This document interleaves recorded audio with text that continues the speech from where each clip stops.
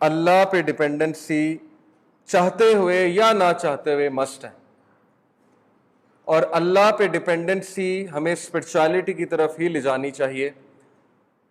کوئی بیوقوف ہی ہوگا اب جو ان کلاسز کے لیے، یا چلیں کلاسز کے لیے نہیں تو ایٹ لیسٹ قرآن کے لیے ٹائم نہیں نکالے گا۔ آئی ڈونٹ کلیم کہ یہ پرفیکٹ کلاس ہے، لیکن اتنا میں چاہتا ہوں کہ آپ لوگ اسپرچولیٹی کے لیے، قرآن کے لیے ٹائم نکال لیں، کیونکہ ڈپینڈنسی بہت زیادہ ہے اللہ سبحانہ و تعالیٰ پہ۔ وی نیڈ اللہ، ہمیں خوف سے بچنے کے لیے، حزن سے بچنے کے لیے اللہ چاہیے، کہ ادروائز ہم بہت انسیکیور لائف گزاریں گے۔ تو اللہ کا کچھ تعارف میں آپ کو کراتا ہوں، اور قرآن کا کچھ تعارف، پھر ہم سورہ کہف پہ آتے ہیں۔ You can see these slides. سورہ رعد، it is one of my favourite سورہ، بہت روبدار سورہ ہے سورہ رعد۔ It means thunder, the name says it all, okay, thunder. It is about thunder which glorifies اللہ سبحانہ و تعالیٰ۔ اللہ نے تھنڈر کا ذکر کیا ہے کہ وہ بھی اللہ سبحانہ و تعالیٰ کو گلوریفائی کرتا ہے۔ اس کی آیت نمبر 15 میں اللہ سبحانہ و تعالیٰ نے اپنا ایک مختصر سا تعارف کرایا ہے۔ ویسے تو پورا قرآن اللہ سبحانہ و تعالیٰ کا تعارف ہے، لیکن اس آیت میں ہم غور کرتے ہیں۔ آیت نمبر 15، اتنی دیر تک انشاءاللہ میری سلائیڈز بھی آن ہو جاتی ہیں۔ آئی ول انکریج کہ پلیز آپ لوگ قرآن لے کر آئیں اپنے ہاتھ میں۔ اس کی بہت بڑی وجہ یہ ہے کہ جتنا آپ قرآن کو اون کریں گے، جتنا آپ قرآن کو ہینڈل کرنا سیکھیں گے، اپنے ہاتھ میں پکڑیں گے، اتنی اس سے محبت پیدا ہوگی۔ اوکے، ایک کتاب کو ہاتھ میں پکڑنا اور ایک چیز کو جیب میں رکھنا، اس میں زمین آسمان کا فرق ہے۔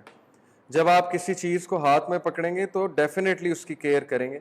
تو قرآن مصحف لے کر آئیں، یہ میری خواہش بھی ہے، آپ سب سے ریکویسٹ بھی ہے، کیونکہ قرآن کو دیکھنے سے ہی ہیپینس ملتی ہے۔ ابن تیمیہ کا کوٹ ہے، ابن تیمیہ نے کہا کہ قرآن کے الفاظ دیکھ کر ہی خوشی ملتی ہے، بیکاز آپ کی روح گواہی دیتی ہے۔ تو اس لیے پلیز قرآن لے کر آئیے گا اور نوٹس بھی لیجیے گا۔ وَلِلَّهِ يَسْجُدُ مَن فِي السَّمَاوَاتِ وَالْأَرْضِ طَوْعًا وَكَرْهًا وَظِلَالُهُم بِالْغُدُوِّ وَالْآصَالِ۔ And unto Allah alone falls in prostration whatsoever is in the heavens and the earth, willingly or unwillingly, and so do their shadows in the mornings and in the hereafter. It is about dependency on Allah. کائنات کی ایک ایک چیز اللہ سبحانہ و تعالیٰ کو سجدہ کر رہی ہے، چاہتے ہوئے یا نہ چاہتے ہوئے۔ کافر کی بات ہو رہی ہے، نہ چاہتے ہوئے، وہ بھی الٹیمیٹلی اللہ کو ہی سبمٹ کر رہے ہیں، کیونکہ وہ بھی ڈیپینڈنٹ اللہ سبحانہ و تعالیٰ پہ ہی ہیں اپنے رزق کے لیے اور باقی ساری چیزوں کے لیے۔ سبح للہ ما فی السماوات والارض وہو العزیز الحکیم، سورہ الحدید ورس نمبر 1۔ جو کچھ بھی آسمانوں میں اور زمینوں میں ہے تسبیح بیان کر رہی ہے اللہ کی۔ It is praising Almighty Allah. Whatsoever you can see in the universe, وَهُوَ الْعَزِيزُ الْحَكِيمُ۔ عزیز کا مطلب ہوتا ہے سبڈیو کرنے والا، یعنی اتنی پاورفل بینگ جو سبڈیو کر دے ہر چیز کو اور کبھی بھی سبڈیو نہ ہو۔ So this explains Almighty Allah, and this is very relevant to you because ہم اس ایج کی یوتھ ہیں جس میں مارول، ظاہر ہے مارول موویز بنا رہا ہے اور ٹی وی سیریز آ رہی ہیں، گیم آف تھرونز جیسی ٹی وی سیریز آ رہی ہیں جس میں ہمارے عقیدوں کی دھجیاں اڑائی جا رہی ہیں۔ Okay, so this is the age we are living in. تو اللہ کا اصل تعارف ہونا بہت ضروری ہے۔ اللہ کو کوئی ڈیفیٹ نہیں کر سکتا، اللہ تعالیٰ کو کوئی سبڈیو نہیں کر سکتا۔ اللہ کی مرضی کے بغیر ایک چڑیا بھی پر نہیں مار سکتی، ایٹم بھی نہیں ہل سکتا۔ اللہ کی مرضی کے بغیر کوئی پتا بھی نہیں گر سکتا۔ This is your lord, this is اللہ، and he is very powerful, he is العزیز، he can subdue everyone and everything in the universe. Even ابلیس موویز میں دکھاتے ہیں کہ وہ شیطان کھلا پھر رہا ہے اور اسے کوئی نہیں پوچھ رہا ہے، اور گاڈ سے بھی وہ پنگا لے بیٹھا ہے۔ Okay, Hellboy, all these things. تو موویز بہت عقیدہ خراب کر رہی ہیں۔ So you need to know کہ شیطان بھی اللہ سے پنگا نہیں لے سکتا، وہ بھی اللہ کی کریشن ہے، وہ بھی سبڈیو ہے اللہ سے، اللہ نے صرف الاؤ کیا ہوا ہے۔ وَهُوَ الْعَزِيزُ الْحَكِيمُ and he is the most wise۔ دیکھیں امام شافعی کا قول ہے، اس قول کو سمجھ لیں۔ امام شافعی کہتے ہیں کہ you are not just a body, تم لوگ صرف ایک باڈی نہیں ہو، but inside you is a whole universe, تمہارے اندر ایک پوری کی پوری کائنات ہے۔ یہ کوٹ کیوں ہے، اس کے پیچھے کیا سائنس ہے؟ بیسیکلی وہ یہ بتانا چاہتے ہیں کہ جس طرح یونیورس کچھ فزیکل لاز اور پرنسپلز کے مطابق چل رہی ہے.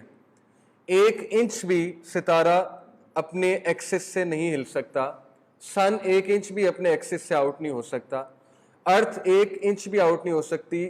سن کا جو ٹائم ہے رائز کا وہی ٹائم ہے, جو سیٹنگ کا سن ہے ٹائم ہے وہی ہے, کیونکہ ارتھ اسی سپیڈ کے مطابق ریوالو کر رہی. Everything is set in place. تو چونکہ یونیورس سیٹ ان پلیس ہے تو جو تمہارے اندر کائنات ہے جب وہ آؤٹ آف پلیس ہوتی ہے تو انسان کے مسئلے مسائل پیدا ہوتے ہیں. اس لیے take care of your yourself تعالیٰ نے پورا قرآن تمہارے لیے نازل کیا. Okay, this is what you are. تم اللہ کی بہت پریشیس کریشن ہو, تو اپنے آپ کو ڈیگریڈ نہ کرو بلکہ اپنی حفاظت کرو. اور اپنی حفاظت کرنے کے لیے تمہیں spiritual strength, physical strength, mental strength چاہیے. جب تک تم بھی کچھ لاز کے مطابق نہیں چلو گے, کچھ رولز کو فالو نہیں کرو گے, تمہاری اندر کی کائنات کا نظام درہم برہم ہو جائے گا. اور ہوا ہے ایسے ہی ہے نا, ہم سب کا نظام درہم برہم ہے. بیٹھے بیٹھے غمگین ہو جانا, فرسٹریٹڈ ہو جانا, اور ہماری جو اسپرچول حالت ہے وہ ہم سب کو پتہ ہے. نماز پڑھتے ہوئے بہت دقت ہوتی ہے, تکلیف ہوتی ہے, اللہ کا نام لیتے ہوئے دقت ہوتی ہے. اس کی کیا وجہ ہے کہ اندر کا نظام ہلا ہوا ہے, اس نظام کو سیدھا کرنے کی ضرورت ہے. ابن تیمیہ نے کہا, I have not seen anything that nourishes the mind and soul, protects the body and guarantees happiness more than looking into the book of Allah. Looking. A man asked one of the Salaf, how much Quran should we read? He replied, equivalent to the amount of happiness you are looking for. جتنی تو خوشی چاہتا ہے اتنا تو قرآن پڑھ. تو تراویح بہت اچھا موقع ہے قرآن کی تلاوت سننا, بہت اچھی قرات جس کی ہے اس کی تراویح سننا. اور تراویح قرآن کے جو الفاظ ہیں ان کو اپنے دل میں اترنے کی جگہ دینا, یہ بہت ضروری ہے. اپنی روح میں سراحت کرنے کی جگہ دینا. آپ دیکھیں گے کہ آپ ایک الگ ہی دنیا میں فیل کریں گے, آپ کو ایک الگ ہی اسٹرینتھ ملے گی if you will allow it. قرآن کے بارے میں اللہ تعالیٰ خود فرماتے ہیں, وَلَوْ أَنَّا قُرْآنًا سُيِّرَتْ بِهِ الْجِبَالُ أَوْ قُطِّعَتْ بِهِ الْأَرْضُ أَوْ كُلِّمَ بِهِ الْمَوْتَى بَلْ لِلَّهِ الْأَمْرُ جَمِيعًا. Surah Ra'd, again very powerful surah. And if there had been a Quran with which mountains can be moved.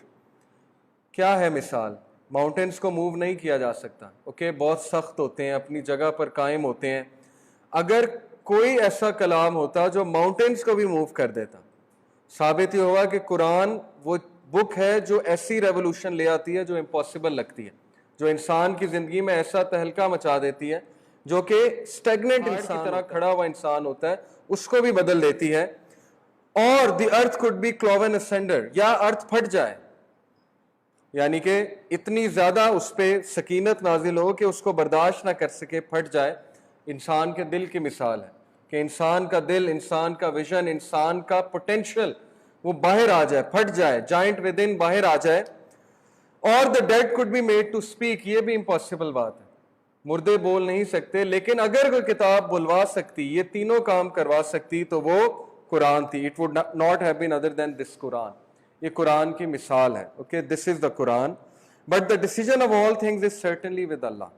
اور تمام کے تمام معاملات اللہ کی طرف ہی لٹائے جاتے ہیں. تو ثابت یہ ہوا کہ پریشانی کی کیا بات ہے. جب ہر معاملہ اللہ کی طرف لٹایا جا رہا ہے تو پھر اللہ سے رجوع کرو, پھر اللہ سے ریلیشن قائم کرو. قرآن کا کچھ چیلنج دیکھ لیتے ہیں. ذالک الکتاب لا ریب فیہ. کوئی بھی کتاب شروع ہونے سے پہلے دعویٰ نہیں کرتی, یا شروع ہوتے ہوئے دعویٰ نہیں کرتی کہ میں حتمی, میں ہی اصل میں کتاب ہوں. جو بھی آتھر لکھے گا پریفیس میں ضرور یہ کہے گا کہ یہ حتمی کتاب نہیں ہے, مجھ سے کچھ غلطیاں ہو سکتی ہیں. اتنا کانفیڈنٹلی اگر ایک بک کہہ رہی ہے ذالک الکتاب لا ریب فیہ, ہے وہ کتاب, اس میں کوئی شک نہیں ہے. ھدی للمتقین, ہدایت ہے متقین کے لیے, یعنی گائیڈنس کے لیے بس یہ کتاب ہے, اس کے علاوہ اور کوئی کتاب نہیں ہے. یہ اللہ کا کلیم ہے, چیلنج ہے. کل ان اجتمعت الانس والجن علی ان یاتوا بمثل ھذا القرآن لا یاتون بمثلہ ولو کان بعضهم لبعض ظہیرا. کہیں ان سے کہ بلا لیں جماعت انسانوں کی, جنوں کی, اور اس جیسا قرآن بنا کر دکھائیں اس کے مثل سا. یہ اللہ سبحانہ. اور پھر دس چیلنج گیٹس ایزیئر, اس میں تو کہا نا صورت بنا کے دکھائیں. آگے جا کے اللہ نے کہا ہے کہ 10 آیات بِعَشْرٍ, 10 آیات بنا کے دکھاؤ اس جیسی. اور بلا لو جس کو بھی تم نے بلانا ہے, ٹیم آف فلاسفرز کو, سائیکالوجسٹ کو, سائنٹسٹ کو, لنگوسٹک کے ماہر کو, پوئٹری کے ماہر کو بلا لو اور انہیں بٹھا کر کہو کہ اس جیسی کتاب ذرا بنا. وَإِن كُنتُمْ فِي رَيْبٍ مِّمَّا نَزَّلْنَا عَلَىٰ عَبْدِنَا, اگر تمہیں شک ہے اس کتاب پہ جو میں نے اپنے بندے پہ نازل کی ہے, فَأْتُوا بِسُورَةٍ مِّن مِّثْلِهِ, تو بنا لاؤ اس جیسی ایک صورت, وَادْعُوا شُهَدَاءَكُم مِّن دُونِ اللَّهِ إِن كُنتُمْ صَادِقِينَ, اور اللہ کے علاوہ سب کو بلا لو وٹنس دینے کے لیے اگر تم لوگ سچے ہو. اور this challenge stands for 1500 year. ابھی تک کوئی ایسی کتاب نہیں آئی ہے, بناتے رہے ہیں وہ, لیکن that book could not even inspire 10 people. The Quran is inspiring billions of people. Why the Quran? Ya ayyuhan nasu qad ja'atkum maw'izatun min rabbikum wa shifaa'un lima fis sudur wa hudan wa rahmatun lil mu'minin. یہی 3 چیزیں چاہیے آپ کو زندگی گزارنے کے لیے. Okay, زندگی گزارنے کے لیے ڈگری, کھانا پینا, یہ چیزیں اصل میں ہی ہیں کچھ اور کرنے کے لیے. اصل میں کیا چاہیے؟ شفا. کس کی شفا؟ فی صدور, وہ چیز جو دلوں میں ہے, دلوں کی بیماریاں یا دل کی پاکیزگی. اصل میں آپ سے کبھی کوئی پوچھے نا اسلام کا مقصد کیا ہے, تو اسلام کا مقصد ہے پاکیزگی. ٹھیک ہے, یہ اسلام کا مقصد ہے. کس چیز کی پاکیزگی؟ انسان کے نظریات کی پاکیزگی, انسان کی روح کی پاکیزگی, انسان کے جسم کی پاکیزگی. نظریات کی پاکیزگی کیسے؟ پریجوڈیس, ریسزم, انٹالرنس, ان سے پاکیزگی. نفرت سے پاکیزگی, بغض سے پاکیزگی, اور سب سے بڑی بات شرک سے پاکیزگی, سپرسٹیشن سے پاکیزگی, ایسے ایسے عقائد سے پاکیزگی جو انسان کو سفر کرا رہے ہیں. ہائیجین, جتنی ہائیجین اسلام میں ہے کسی مذہب میں نہیں ہے. طہارت کا نظام, پھر وضو کا نظام, کلی کرنا, مسواک کرنا, بال کو کاٹنا, اوکے, آل دیز تھنگز. اور پھر ڈیفینیٹلی اسپرچول کلینزنگ, اور اس کے لیے نماز اور یہ ساری عبادات. تو یہ شفا ہے, لٹرلی شفا ہے. جسم کے لیے بھی شفا ہے, سول کے لیے بھی شفا ہے, مائنڈ کے لیے بھی شفا ہے. وَہُدًى, اور یہ ہدایت ہے. How to create a daily routine, اس پہ ویڈیوز نکل رہی ہیں آج کل, اور جب میں یہ ویڈیوز دیکھتا ہوں تو میں حیران ہو جاتا ہوں کہ ایگزیکٹ یہ تو اسلام نے باتیں بتائی ہوئی ہیں. اب اس کی نیڈ ارائز ہو رہی ہے کہ پروڈکٹیو کیسے ہونا ہے زیادہ سے زیادہ, کس طرح سے ہم نے جو ہے وہ گروم ہونا ہے, کس طرح سکسیس کی طرف جانا ہے. تو یہی تو قرآن کہہ رہا ہے وَہُدًى, یہ ہدایت ہے. کس چیز کی ہدایت ہے؟ صرف اس کی ہدایت نہیں ہے کہ آخرت میں کیسے کامیاب ہونا ہے, بلکہ اس کی بھی ہدایت ہے کہ پورا دن کیسے گزارنا ہے اور کیسے رویے اپنانے ہیں, کیسا مائنڈ سیٹ اپنانا ہے. So how to create a daily routine, this is what ہدایت از. وَرَحْمَةٌ, اور رحمت ہے, بلیسنگ ہے. جس طرح بارش ایک جگہ برستی ہے رحمت بن کے, اور بنجر زمین میں سے پودے اگا لاتی ہے, نباتات اگا لاتی ہے, اسی طرح قرآن بنجر دل کو لائف دیتا ہے, رحمت بن کے نازل ہوتا ہے قرآن دل پہ. اور اس گھر میں, جس بھی گھر میں قبرستان کا سا سما ہے, جس بھی گھر میں لڑائی جھگڑا ہے, قرآن وہاں پہ رحمت ہے. اور رحمت کی دلیل اللہ کے نبی صلی اللہ علیہ وسلم کی سیرت جس نے پڑھی ہے وہ بخوبی واقف ہوگا کہ واقع ہی اللہ کے نبی نے اس سوسائٹی کو رحمت والی سوسائٹی بنا کے دکھایا. آپ خود سوچیں, ایک طرف رحمت والی سوسائٹی ہے اور ایک طرف سروائیول آف دا فٹسٹ والی سوسائٹی ہے. آپ کو کون سی چاہیے؟ آج کی society capitalist society, survival of the fittest والی سوسائٹی, جہاں لوگوں میں موریلٹی ختم ہوتی جا رہی ہے اور ایتھکس ختم ہوتے جا رہے ہیں, اسپرچویلٹی ختم ہوتی جا رہی ہے, کسی پہ ٹرسٹ نہیں کیا جا سکتا, کوئی بھی دھوکہ دے سکتا ہے, جھوٹ عام ہے, لوگ ایک دوسرے کا گلا کاٹ رہے ہیں, سودی نظام جو ہے وہ لوگوں کو سود کے دباؤ تلے دبائی جا رہا ہے, اور دیر از نو مرسی. ایک طرف مرسی کی سیویلائزیشن ہے, رحمت کی سیویلائزیشن ہے, وہ اسلام ہے, دوسری طرف یہ ہے چوائس از یورز کہ ہم نے کیا کرنا ہے. دیٹس وائی قرآن, اس لیے قرآن آپ کی زندگیوں میں ہونا اور اس سے رابطہ رکھنا مسٹ ہے, اس کے بغیر گزارا نہیں ہے. امام شافعی رحمہ اللہ کا ایک قول ہے, ان کی طرف منسوب ہے, مجھے اس کی اوتھینٹسٹی نہیں پتا, لیکن میں اس سے ایگری کرتا ہوں. انہوں نے کہا قبر میں چوتھا سوال قرآن کے بارے میں ہوگا کہ قرآن کتنا سمجھا تھا تم نے. تو یہ بہت ضروری ہے قرآن سمجھنا, کیونکہ یہ بیسک ہے. Impact of Quran on the people, میں کچھ مثالیں آپ کو پروفٹ صلی اللہ علیہ وسلم کے دور سے دوں گا جس سے آپ کو واضح ہو جائے گا کہ قرآن کوئی عام کتاب نہیں ہے. میں آپ کو کوئی عام کتاب سنا رہا ہوں, آپ کو تھوڑی دیر کے لیے امپیکٹ کرے گی, آپ ایموشنل ہو جائیں گے, آپ واہ واہ کرنے لگیں گے. لیکن قرآن وہ کتاب ہے جو انسان کو ساری زندگی کے لیے تبدیل کر دیتی ہے اور اس پہ روب ڈال دیتی ہے۔ عتبہ بن ربیعہ قریش کے ایک لیڈر تھے، اور یہ وہ لیڈر ہے جو سب سے عقل مند پولیٹیشین تھا عمر بن العاص کے بعد۔ عمر بن العاص اور یہ عتبہ، یہ وہ شخص ہے جو بڑے بڑے کنگز کے دربار میں گیا ہوا تھا، رومن کنگ کے دربار میں، ہرکلیس کے دربار میں، اور کسرا کے دربار میں پرشیا میں۔ اس کو قریش والوں نے کہا کہ یار بہت ہو گئی ہے، اس سے جا کے بات کرو محمد سے۔ اس سے پہلے کہ وہ فزیکلی پرسیکیوٹ کرتے اللہ کے نبی کو، انہوں نے ایک آخری ٹرائی کی کہ جا کے سمجھاتے ہیں، شاید سمجھ جائیں۔ عتبہ بن ربیعہ، یہ کوئی میرے خیال 5th 6th year of profit hood کا واقعہ ہے، غالباً الرحیق المختوم میں پورا واقعہ ہے۔ عتبہ بن ربیعہ نبی صلی اللہ علیہ وسلم کے پاس آتے ہیں، اور اللہ کے نبی صلی اللہ علیہ وسلم کے سامنے وہ بندہ آدھے پونے گھنٹے کی سپیچ کرتا ہے، جس میں وہ ایسی سیاست لڑاتا ہے، ایسے تھاٹس بتاتا ہے نبی صلی اللہ علیہ وسلم کو، کہتا ہے کہ بھتیجے تجھے کیا ہو گیا؟ پہلے ایموشنل بلیک میلنگ کرتا ہے، تو ہمارا بھتیجا ہے، تو کیسی باتیں کرنے لگ گیا؟ تو خود دیکھ تیری وجہ سے لڑائیاں ہو رہی ہیں، ماں بیٹے کے خلاف ہو رہی ہے، بیٹا ماں کے خلاف ہو رہا ہے، کتنی خوبصورت سوسائٹی ہوتی تھی ہماری، وغیرہ وغیرہ۔ اس کے بعد وہ ڈیلز کرنے لگ گیا کہ ہم تجھے یہ دیں گے، ہم ایسے کریں گے، تو رک جا، کچھ بات ہماری مان لے، کچھ ہم تیری مان لیں گے۔ اس نے ہر حربہ اپنایا، رسول اللہ سنتے رہے۔ یہ بھی مینرز ہوتے ہیں کہ اپنے مخالفین کی بات سننی چاہیے، تو اللہ کے نبی صلی اللہ علیہ وسلم سنتے رہے۔ اس کے بعد حدیث میں آتا ہے کہ اللہ کے نبی نے کہا مجھے تھوڑا سا ٹائم دیں، میں جواب دیتا ہوں۔ اس نے کہا ٹھیک ہے۔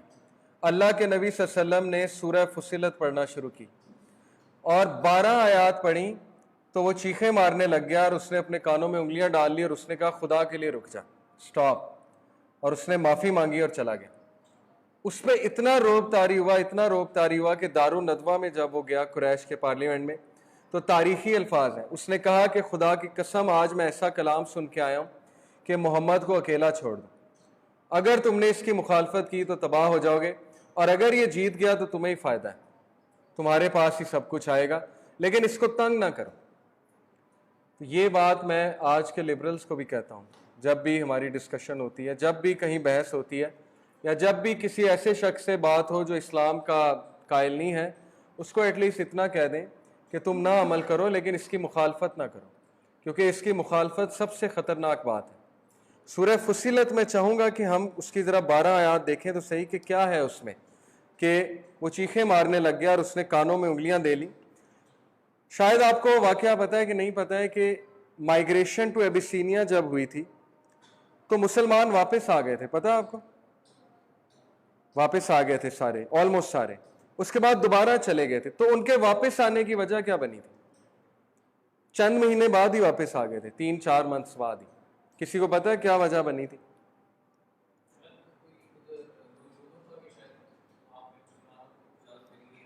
ہاں، ایسے ملتا جلتا، میں آپ کو بتاتا ہوں۔ ایک ریومر پھیل گئی تھی کہ قریش نے اسلام قبول کر لیا، اور وہ واقعہ بڑا خوبصورت ہے۔ وہ ریومر کیسے پھیلی کہ سورہ نجم اللہ تعالیٰ نے نبی صلی اللہ علیہ وسلم پر ریویل کی، اور اللہ کے نبی کعبہ پہ کھڑے ہو کے سورہ نجم کی تلاوت کرتے ہیں، اور جب اللہ کے نبی تلاوت ختم کرتے ہیں تو مشرکین بھی سجدے میں گر جاتے ہیں۔ صحیح بخاری کی حدیث، یعنی ایون مشرکین کو ڈٹ کنٹرول، اور وہ اس لہ میں جو روب ہے اس سورت کا، وہ میں آیت آپ کو بتاتا ہوں، وہ آیت کون سی ہے جس کا روب مشرکین بھی برداشت نہیں کر سکے، اور they fell into prostration۔ جی یہ ہے وہ آیات۔ أَفَمِنْ هَذَا الْحَدِيثِ تَعْجَبُونَ Then at this statement do you wonder وَتَضْحَكُونَ وَلَا تَبْكُونَ And you laugh and you do not weep وَأَنْتُمْ سَامِدُونَ While you are proudly sporting فَاسْجُدُوا لِلَّهِ وَعَبُدُوا So prostrate to Allah and worship Him۔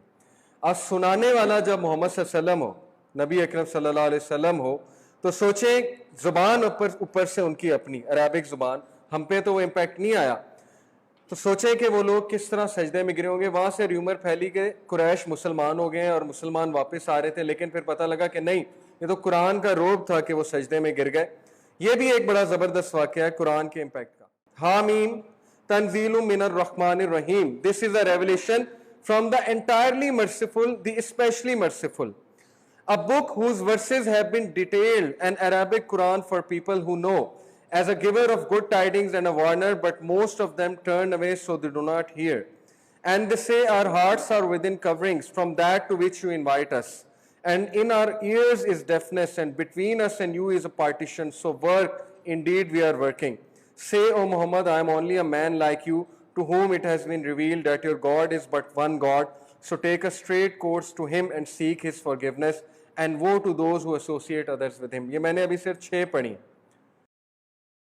اتنی powerful versus ہیں کہ عتبہ بن ربیعہ he started to cry and he said کہ leave me alone. کانوں میں انگلیاں, اور ایک روایت میں آتا ہے کہ اللہ کے نبی کے منہ پہ ہاتھ رکھ دیا جا کے کہ بس کر, میں اس سے زیادہ نہیں لے سکتا, کیونکہ اس کی تپش بہت تھی اس کی سول پہ, اس کے شیاطین couldn't bear it.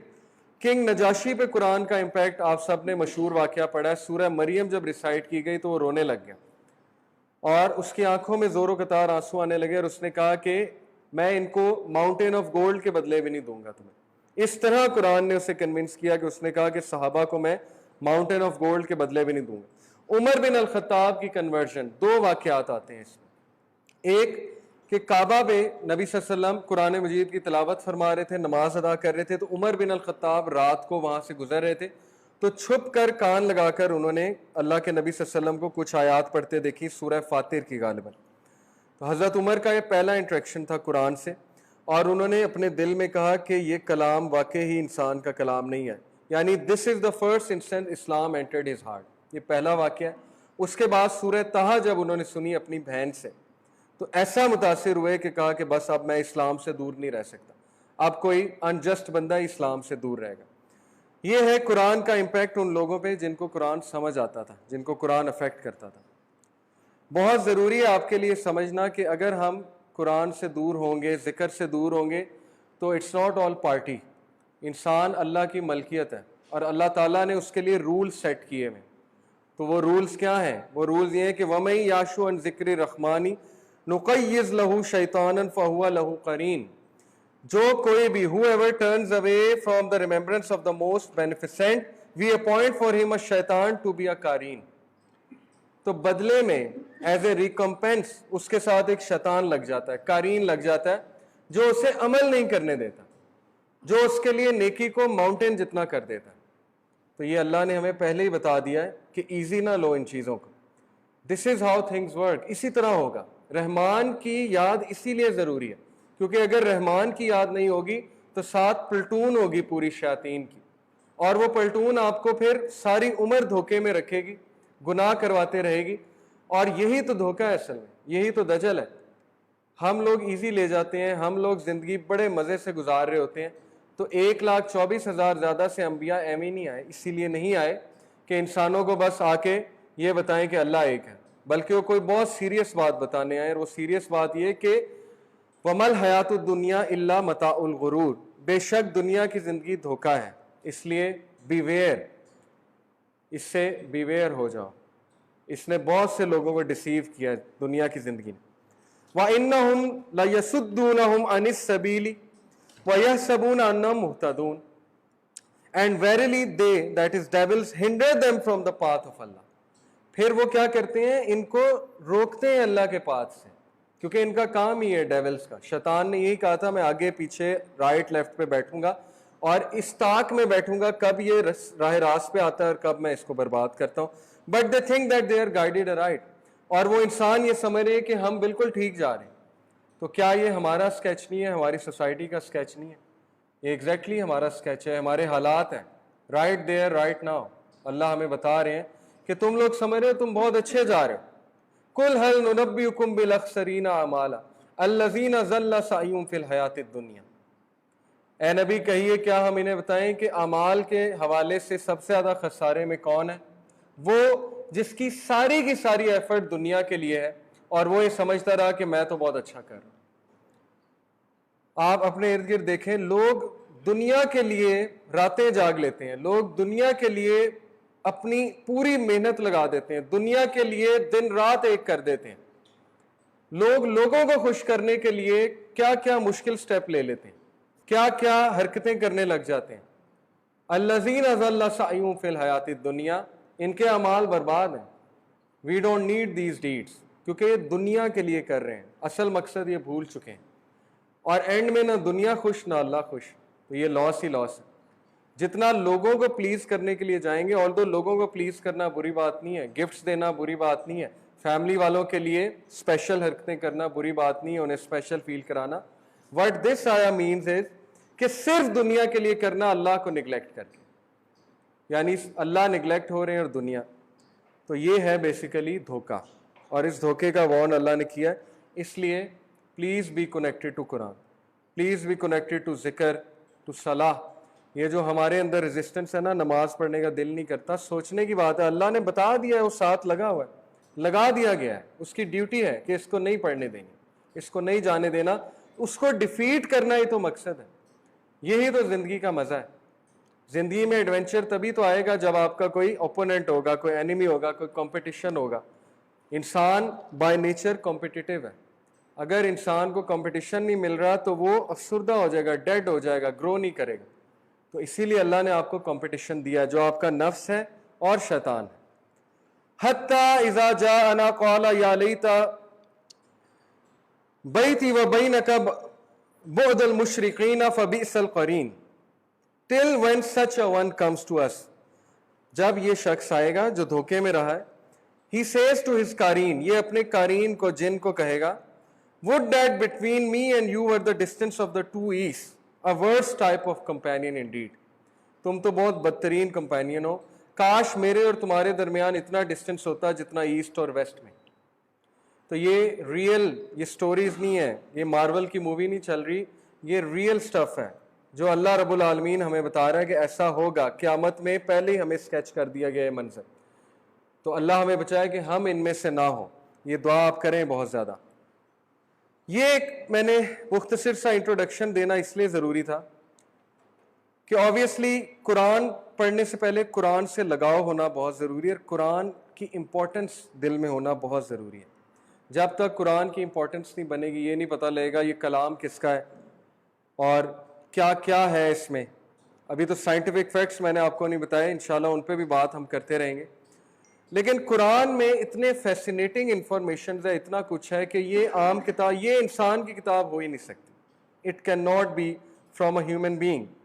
میں آپ کو ایک چھوٹی سی مثال دیتا ہوں. اب یہ جتنی میں آپ کو مثالیں دینے لگا ہوں, ضروری نہیں اس کی یہی تفسیر ہو, لیکن میں یہ کہتا ہوں کہ ہو سکتا ہے اس طرف اشارہ ہو.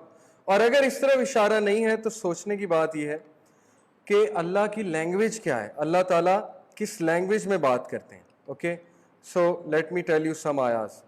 فلا اقسم بالخنس, so I swear by the retreating stars. یہ اللہ قسم, اور اللہ کسی چھوٹی چیز کی قسم نہیں کھاتے. خنس means something which is invisible, اور اس کو ریٹریٹنگ بھی کہا جاتا ہے. ریٹریٹنگ سٹارز مفسرین نے اس کی مراد لی. لیکن میں سمجھتا ہوں جیسے جیسے کوانٹم فزکس میں اور ایسٹرو فزکس میں ریسرچ بڑھتی جا رہی ہے, ہمیں بہت سی نئی باتیں پتہ لگ رہی ہیں. So I swear by that which is invisible. خنس. الجوار الکنس, those that run their courses and disappear without mixing with each other. واللیل اذا عسعس, and by the night as it closes in. یہ جو دو آیات ہیں, الجوار الکنس. ڈارک میٹر, آپ کو پتا ہے کہ یونیورس میں 70% تقریباً ڈارک میٹر ہے, اور میٹر اور ڈارک میٹر ہر وقت آپس میں انٹریکٹ کر رہے ہیں لیکن کولائڈ نہیں کر رہے ہیں, کیونکہ ڈارک میٹر انویزیبل ہے. ہو سکتا ہے ڈارک میٹر کی طرف اشارہ ہو سکتا ہے, جسٹ ان کیس, کیونکہ یہاں پہ جو اشارہ مل رہا ہے وہ یہ الجوار الکنس, جو کہ رن کرتے ہیں into each other and they disappear, یعنی ٹکرائے بغیر دے ڈسپیئر.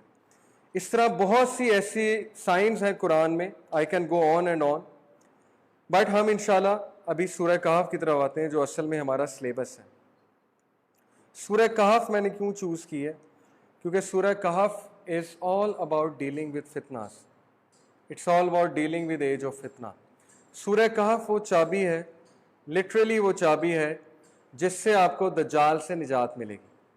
اس کی فرسٹ 10 ورسز جس کو یاد ہوں گی تو اللہ کے نبی صلی اللہ علیہ وسلم نے فرمایا کہ وہ دجال کو فیس کر لے گا. فیس سے مراد ہے کہ اس کے فتنے سے بچ جائے گا. تو فرسٹ 10 ورسز میں کیا ہے یہ جاننا بہت ضروری ہے, ان پہ تدبر کرنا, ان کو سمجھنا بہت ضروری ہے. ایک حدیث میں لاسٹ 10 ورسز کا بھی آتا ہے, لیکن فرسٹ 10 ورسز والی زیادہ اوتھینٹک ہے. فرسٹ 10 ورسز کو میمورائز کرنے سے یو ول ہیو دا کی ٹو بی سیف فرام دجال. پھر دنیا کے جتنے بھی فتنے ہیں، جس میں مال کا فتنہ ہے، جس میں دین کا فتنہ ہے، دین کا بھی فتنہ ہوتا ہے، بہت سے لوگ غلط دین میں پڑے ہوئے ہیں. اور آج کے دور کا اگر آپ سب سے بڑا شرک مجھ سے پوچھیں، آج کے دور کا دین میں جو فتنہ ہے اگر آپ مجھ سے پوچھیں تو آج کے دور کا فتنہ ہے اللہ کے خلاف بہت بڑی بغاوت. اور وہ بغاوت یہ ہے کہ ہم ہر ایک نے اپنا دین بنایا ہوا ہے اور اس دین کے مطابق اللہ کے دین کو پرکھتے ہیں. حدیث قرآن کی کوئی ویلیو نہیں ہے، بس ہماری ایک عقل ہے، ہمارا ایک دین ہے اور اس کے مطابق دین پرکھا جا رہا ہے. تو اس سے بڑی بغاوت اللہ کے خلاف نہیں ہو سکتی. انڈرسٹینڈ دس، یہ بہت بڑا شرک ہے اور یہ فتنہ ہے دین کا. اس سے کیسے بچنا ہے؟ Trial of wealth, trial of اولاد، ٹرائل آف مال، دولت، دنیا، اس سے کیسے بچنا ہے؟ نالج کا فتنہ، نالج کا فتنہ جتنا آج کے دور میں ہے کسی دور میں نہیں تھا. آپ لوگ ماشاءاللہ یونیورسٹی گوئنگ اسٹوڈنٹس ہیں، آپ کو پتہ ہے جس ڈپارٹمنٹ میں سائیکالوجی کے بندے بیٹھے ہیں وہ 2 منٹ میں ہلا دیتے ہیں، آپ کا دین ایمان سارا ہلا دیں گے. وہ آپ کو فیمنزم کی باتیں بتا کے اور عجیب و غریب سٹیٹسٹکس بتا کے اور اپنا من گھڑت نالج بتا کے. نالج کا بہت فتنہ ہے آج کے دور میں. آپ لمس چلے جائیں، وہاں پہ آپ کرٹیکل انالیسس کی ایک کلاس اٹینڈ کر لیں، بس ہل جائیں گے آپ. اگر آپ کا اپنا دین سٹرونگ نہیں ہے آپ ہل جائیں گے، ٹوٹلی ہل جائیں گے. آپ باہر چلے جائیں وداؤٹ نوئنگ یور دین، چاہے آپ 5 نمازیں پڑھتے ہوں لیکن علم آپ کو کم ہے، آپ جرمنی، یو کے، امریکہ کہیں بھی جائیں آپ ہل جائیں گے. کیونکہ وہ جو فلسفی، وہ جو لٹریچر، وہ جو ناولز، وہ جو ٹی وی سیریز، وہ جو ایک نالج کا فتنہ آ رہا ہے، سائنس کا جو فتنہ آ رہا ہے اس وقت، اسٹیفن ہاکنگ کا جو ایک فتنہ آ رہا ہے، رچرڈ ڈاکنگز کا ایک فتنہ ہے، یہ جتنے آج کل ماڈرن سائنس. اسٹیفن ہاکنگ جو ہے اس کا کنکلوژن یہ تھا نا دیر از نو گاڈ، یہ اس کا کنکلوژن ہے، پوری لائف کا ورک اس کا یہ ہے. اینڈ میں اس نے اسلام قبول کیا، کیا کیا واللہ عالم، اس پہ ہم کمنٹ نہیں کریں گے، لیکن اس کی لائف کا نچوڑ یہ. تو کتنا بڑا فتنہ ہے. تو جب آپ ایسی چیزیں سنیں گے آپ میں نیگیٹو انرجی تو آئے گی. تو یہ نالج کا فتنہ ہے. اس سے کیسے ڈیل کرنا ہے؟ سورہ کہف میں اتھارٹی کا فتنہ کتنا زیادہ ہے. اس وقت مسلمان پاور میں نہیں ہے، سپیریئر نہیں ہے، الفاظ مسلمان نہیں ہے. الفاظ سمجھتے نا، ولف میں ایک الفا ہوتا ہے. الفا میل کون ہے اس وقت؟ امریکہ، ویسٹ. ہم لوگ سجدے کرنے کے باوجود انٹلیکچولی امریکہ کے آگے سجدہ کرتے ہیں. انٹلیکچولی اوکے، باڈی ہماری اللہ کو سجدہ کر رہی ہے لیکن انٹلیکچولی ہم سب وہاں جھکے ہوئے ہیں کیونکہ کہیں نہ کہیں ہم میں وہ فلسفی آئی ہوئی ہے. یہ بڑی خطرناک بات ہے. تو ٹرائل آف اتھارٹی کہ اللہ نے امریکہ کو اتھارٹی دی ہے، وہ نہیں آ سکتے تھے اوپر، اللہ نے دی ہے. تو یہ ٹرائل ہے نا، ہمارا مسلمانوں کا ٹرائل ہو رہا ہے کہ اب میں دیکھتا ہوں تم میں سے کون جم کے رہتا ہے. جب میں نے کفار کو اتھارٹی دے دی، امریکہ جیسے ظالم ان کو اتھارٹی دے دی، یہ اسی خراب ہو گئے. گرمی ہو رہی ہے جو بات کریں ان سے تو رمضان میں آرام ہونا چاہیے، مشکل ہو جائے گا. اینی وے انشاءاللہ برداشت کریں، اللہ تعالیٰ جزا دیں. یہ چاروں فتنے سورہ کہف میں ڈسکسڈ ہیں. ٹرائل آف ریلیجن کہ جب ریلیجن کا ٹرائل آئے گا تو کیا کرنا ہے. Trial of wealth, trial of authority, trial of knowledge, کیسے ڈیل کرنا ہے. سورہ کہف کا بیک گراؤنڈ بڑا مزے کا ہے. اس کا ایک بیک گراؤنڈ تو یہ ہے کہ اس کی ٹائمنگ آپ چیک کریں. یہ تب نازل ہوئی ہے جب پیک آف پرسیکیوشن ہو رہی تھی مسلمانوں پہ، پرسیکیوشن کا پیک کا دور تھا اور مجبوراً مسلمانوں کو یہ سوچنے پہ مجبور ہو گئے تھے مسلمان کہ کہیں ہجرت کریں. اور کہاں ہجرت کر رہے تھے؟ ابیسینیا. ابیسینیا کی ہجرت سے کچھ عرصہ پہلے سورہ کہف نازل ہوئی مسلمانوں کو بوسٹ کرنے کے لیے کہ تم پہلے لوگ نہیں ہو جو ہجرت کرنے لگے، تم سے پہلے بھی کچھ لوگوں نے ہجرت کی تھی سب کچھ چھوڑ کے، جو کہ اصحاب کہف تھے. تو اصحاب کہف کا شروع میں ذکر اس لیے آ رہا ہے. دوسرا بڑا انٹرسٹنگ ہے کہ عربیوں کی طرف پہلی بار ایک میسنجر، ایک رسول آیا تھا. اس سے پہلے انہیں کوئی ایکسپیرینس نہیں تھا نبی کا. تو یہودیوں کو بڑا ایکسپیرینس تھا. تو عربی چیفز جو تھے، قریش کے جو چیفز تھے، وہ یثرب گئے. They travel all the way to یثرب، یہودیوں سے پوچھنے کہ یار ہمیں بتاؤ تو صحیح نبی کیسا ہوتا ہے، نبی کے کیا ایٹریبیوٹس ہیں. انہوں نے کہا کہ اگر یہ بندہ نبی ہے نا تم اس سے 3 سوال پوچھو، اگر اس نے جواب دے دیے تو یہ نبی ہے. پہلا سوال، اصحاب کہف کون تھے؟ ہو فلیڈ، اپنے لوگوں کو چھوڑ کے. دوسرا سوال موسیٰ اور خضر کا، ذوالقرنین کا، دا مین ود 2 ہارنز، اس کنگ کا who travelled the east and the west. تیسرا سوال روح کیا ہے، اور انہوں نے کہا یہ ٹرک کویسچن ہے. اگر اس نے کہا مجھے روح کا پتہ ہے تو وہ نبی نہیں ہے، کیونکہ روح کا کسی کو نہیں پتہ ہے. یہ یہودیوں کو اچھی طرح پتہ تھا. تو یہودیوں کا یہ سوال پٹ فارورڈ کرنا اللہ کے نبی کے سامنے، اس کے پیچھے بھی بڑی سائنس ہے. روح کا پوچھنا، ذوالقرنین کا پوچھنا کیونکہ ذوالقرنین از ریلیٹڈ ود یاجوج ماجوج، اور اصحاب کہف کا پوچھنا کیونکہ وہ دجال سے ریلیٹڈ ہے. اللہ کے نبی صلی اللہ علیہ وسلم سے قریش نے آ کے تینوں سوال کیے. اللہ کے نبی قریش نے یہودیوں کے بہاف پہ اللہ کے نبی صلی اللہ علیہ وسلم نے کہا کہ تم لوگ کل آنا، میں اس کے آنسر تمہیں دوں گا. اصل میں ایک روٹین بن گئی تھی وحی کی، اللہ کے نبی صلی اللہ علیہ وسلم کی طرف وحی آتی تھی ایک روٹین کے ساتھ. تو کل وحی آنے کا دن تھا، لیکن اللہ کے نبی نے انشاءاللہ نہیں کہا. نبیوں کی چھوٹی چھوٹی بات پہ پکڑ ہو جاتی ہے، کیونکہ نبیوں کو اللہ تعالیٰ کمپلیٹ ڈیپینڈنسی سکھا رہے ہوتے ہیں اپنی طرف، تاکہ نبی نڈر بن جائے. A man who has nothing to lose, اس کو کوئی ڈیفیٹ نہیں کر سکتا. اوکے، کوٹ آپ نے سنا ہوگا. تو نبی جتنے بھی تھے they had nothing to lose. اللہ کے نبی کی وائف کی وفات اس وقت ہو جاتی ہے جب بندے کو وائف کی بڑی ضرورت ہوتی ہے، اور ابو طالب کی وفات بھی تب ہوتی ہے جب شیلٹر. تو اللہ نڈر بنا رہے ہیں نبی کو، ڈیپینڈنٹ بنا رہے ہیں اپنے اوپر، کہہ رہے ہیں کسی اور پہ ڈیپینڈ نہ کرو. تو اس لیے چونکہ انہوں نے انشاءاللہ نہیں کہا، ان کی پکڑ ہو گئی. تو 14 دن، ایک حدیث میں آتا ہے 14 دن، ایک میں آتا ہے 3 سے 4 دن، لیکن جتنے بھی دن تھے قریش جو ہے وہ سر پہ ناچنے لگے. انہوں نے کہا لو جی فیل ہو گیا، اس کا مطلب ہے نبی نہیں، اب ہم صحیح پروو ہو گئے. اللہ کے نبی صلی اللہ علیہ وسلم بہت افسردہ ہوئے، اللہ سے مغفرت طلب کی، بہت دکھ میں گئے. اور پھر جبرائیل علیہ السلام آئے، اور پھر سورہ الاسراء اور سورہ کہف گفٹ دی گئی اللہ کے نبی صلی اللہ علیہ وسلم. سورہ الاسراء میں اللہ نے کہا کہ یہ لوگ تم سے روح کے بارے میں سوال کرتے ہیں، تو انہیں کہو کہ روح امر ربی ہے، بس دیٹس اٹ، وہ اللہ کا امر ہے، اس کے علاوہ تمہیں کوئی نالج نہیں ہے. یہ آیت سنا رہا ہوں آپ کو، تمہارے پاس بہت کم علم ہے. تو یہودیوں کے منہ پہ چپیٹ تھی، یہ تو ٹرک کویسچن تھا. تو اللہ کے نبی نے ایگزیکٹ وہی جواب دیا. پھر اصحاب کہف کون تھے، ذوالقرنین کون تھے، پوری سورہ کہف سنائی اللہ کے نبی صلی اللہ علیہ وسلم. تو پھر کتنی حدیث میں اللہ کے نبی صلی اللہ علیہ وسلم نے کہا کہ سورہ کہف جو بھی پڑھے گا جمعے والے دن، he will have a light coming out of himself, اس میں سے ایک ایسی لائٹ شائن کرے گی جو آپ کو نظر نہیں آ رہی ہوگی، لیکن ان غیبی چیزوں کو نظر آ رہی ہوگی جو آپ کے پیچھے ہیں، کہ وہ پچھلے فرائیڈے سے اگلے فرائیڈے تک اسے پروٹیکٹ کرے گی.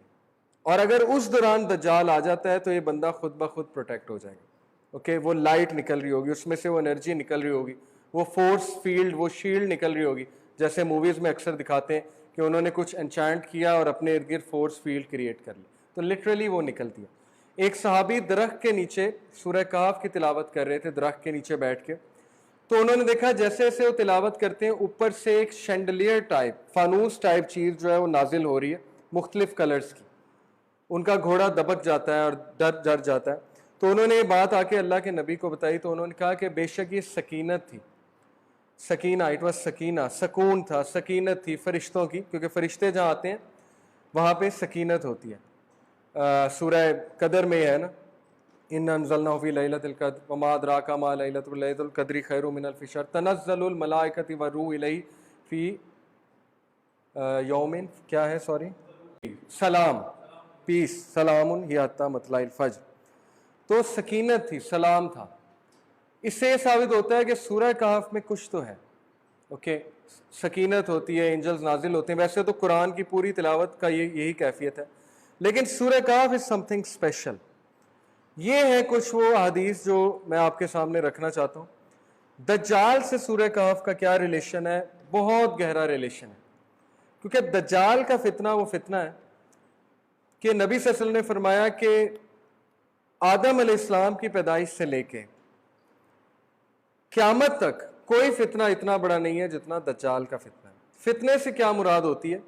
فتنے کی مختلف انٹرپریٹیشنز ہیں. ان شارٹ فتنے سے مراد ہے ٹرائل، ٹیسٹ. اور میں آپ کو فتنہ ویژولائز کرواتا ہوں. فتنہ یہ ہے کہ آپ کے گھر میں آگ لگی ہوئی ہے اور آپ نے گھر میں ہی رہنا ہے، یہ فتنہ ہے. اب سوچ لیں آپ نے کیسے رہنا ہے، اوکے، کیا پروٹیکشن کرنی ہے. فتنہ یہ ہے کہ آپ نے ایک انتہائی بدبودار کمرے میں رہنا ہے، چوائس کوئی نہیں ہے، وہیں رہنا ہے. کیسے رہیں گے؟ ظاہر ہے ماسک پہنیں گے، اوکے، کوئی پروٹیکشن کریں گے، ایئر فریشنر چھڑکیں گے. تو دس از کالڈ فتنہ. تو دجالی دور میں دنیا اس طرح بن چکی ہوگی جو کہ آج ہے. اب آپ کو پروٹیکشن کے لیے ایئر فریشنر چھڑکنا ہوگا. ایئر فریشنر کیا ہے؟ اللہ کی یاد، نماز، اسپرچویلٹی.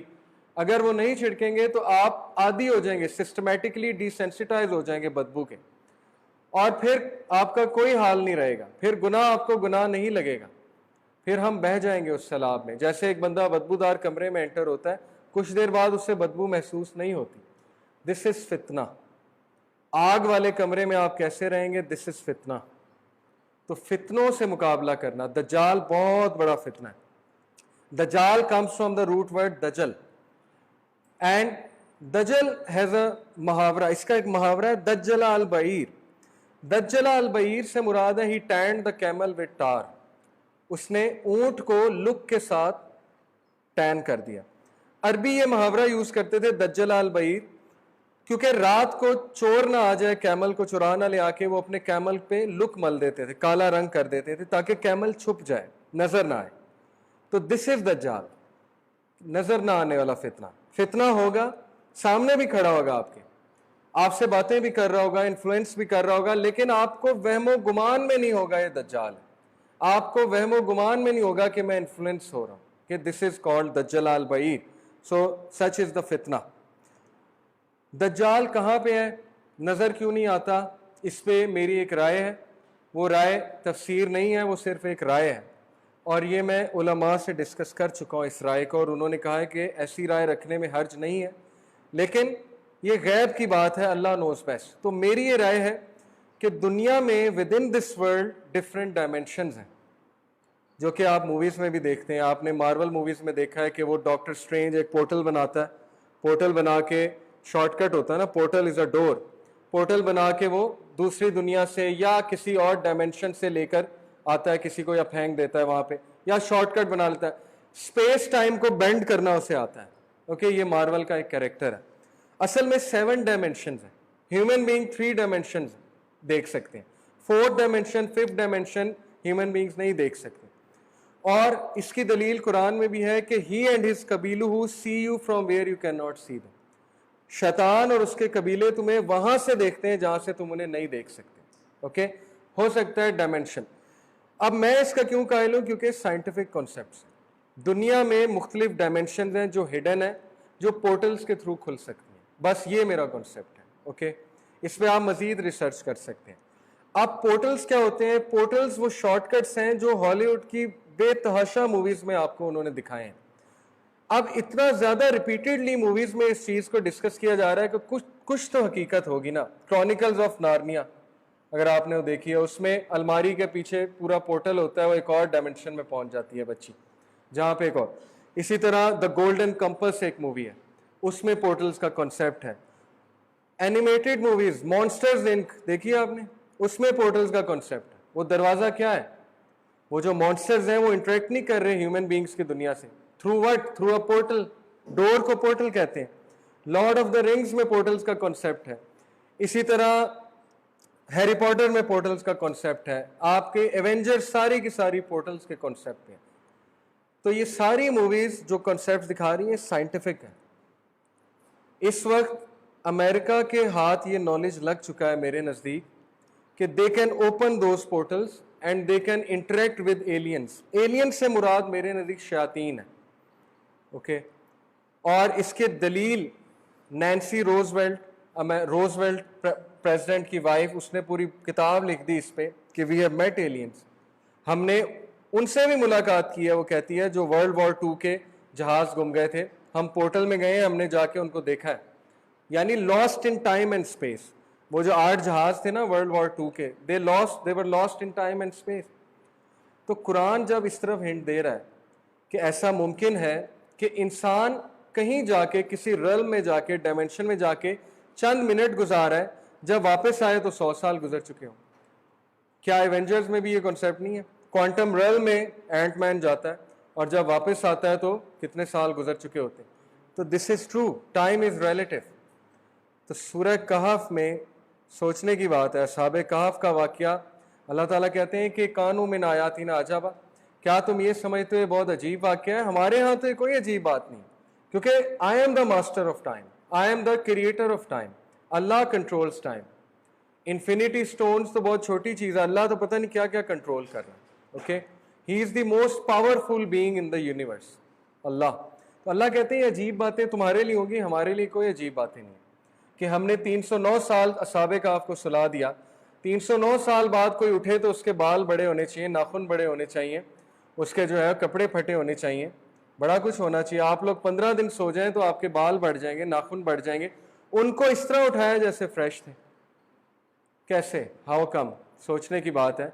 इस पे तदब्बुर करना ये तावील नहीं है, इन बातों पे तदब्बुर करना ये तावील नहीं होती है। तावील बेसिकली होता है जब इंसान अकीदे के ऊपर तावीलात करने लग जाए कि नमाज के ऊपर, रोज़े के ऊपर, हज के ऊपर, ज़कात या गैब के इल्म के ऊपर।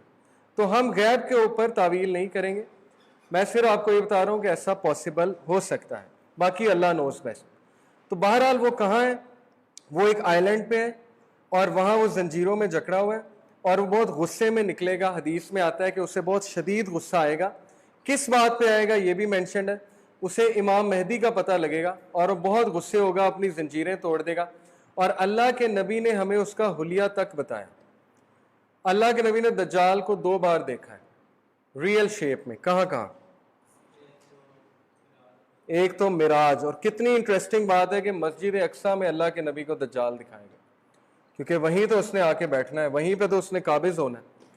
जूस का ये अकीदा है ना कि सुलेमान अलैहिस्सलाम हमारे किंग थे, उसके बाद अब हमारा एक और किंग आना है जो हमें यूनाइट करेगा, वो मसीहा है दज्जाल। एक बार मिराज के सफ़र में देखा और एक्सप्लेन किया, कहा कि उसकी राइट वाली आंख जो है वो ममसू है, फॉल्टी है, he can't see from that, और लेफ्ट वाली आई ग्रेप की तरह प्रोट्रूडिंग आउटवर्ड्स, तो वो काना है, एक आंख वाला है। फिर कहा कि उसके घुंघराले बाल हैं, इतने घुंघराले जैसे स्नेक्स रोल अप हो जाते हैं ना, छोटे छोटे स्नेक्स, इस तरह उसके बाल होंगे घुंघराले। फिर कहा उसके ब्रॉड शोल्डर्स हैं, और इब्ने आदम में से यहूदी है, उसके ब्रॉड शोल्डर्स होंगे, और उसकी नेक बिल्कुल उसके जिस्म के साथ लगी होगी, यानी कि उसका चेहरा, नेक उसकी बिल्कुल छोटी होगी और बल पड़ते होंगे उसकी नेक।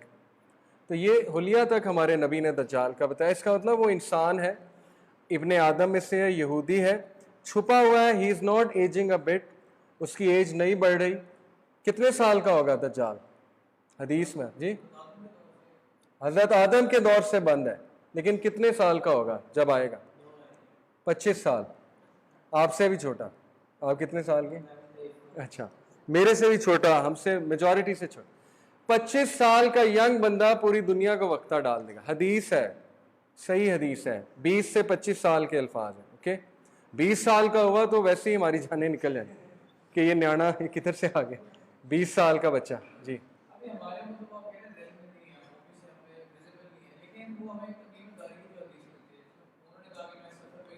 बिल्कुल, वो मेरी ये थ्योरी है कि पोर्टल उनके लिए खुल गया होगा, वो ग्लिच खुल गया होगा उनके लिए। नहीं, उस पर कोई डिस्कशन। एक चीज़ बड़ी इंटरेस्टिंग है कि अगर मैं कहीं पे जाऊं किसी स्ट्रेंज आइलैंड पे, तो मैं पूरी कोशिश करूंगा आप सबको भी ले जाऊं, एटलीस्ट दिखाने तो ले जाऊं कि कहाँ पे है।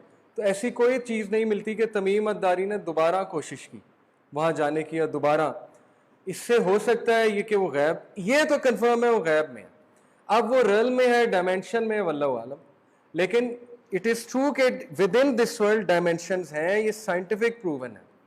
सर्न CERN स्विट्जरलैंड में जो उन्होंने पूरी लेबोरेटरी बनाई है, एटम कोलाइडर, उसमें वो एटम्स को क्यों कोलाइड कर रहे हैं?